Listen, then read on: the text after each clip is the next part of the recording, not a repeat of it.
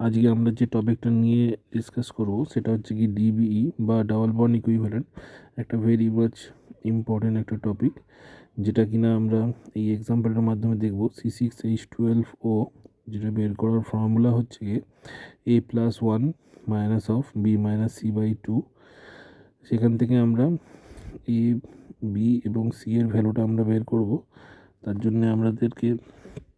লিখতে হবে হচ্ছে গিয়ে CaHbNcOD, ঠিক আছে। সেইখান থেকে সেইটা থেকে আমরা ইকুয়েট করলে আমরা যেটা পাবো সেটা হচ্ছে গিয়ে আপনার 6+1 মাইনাস অফ 12 মাইনাস 0/2, সেখান থেকে 7 মাইনাস 6 মানে 1, মানে ডিবি মানে 1 মানে হচ্ছে গিয়ে আমরা বলবো তাহলে একটা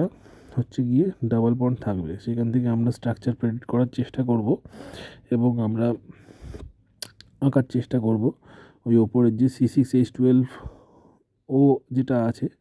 সেটার কার্বন সংখ্যা, হাইড্রোজেন সংখ্যা এবং অক্সিজেন সংখ্যা মিলিয়ে আমরা ড্র করার চেষ্টা করব, যাতে একটা ডিবিই মানে ডাবল বন্ড ইকুইভ্যালেন্ট যাতে 1ও থাকে এবং তার সাথে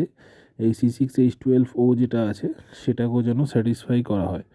এবং যার ফলে আমরা একটা স্ট্রাকচার আমরা একটা প্রেডিক্ট করতে পারবো যে এরকমভাবে লেফটে প্রথমে সি,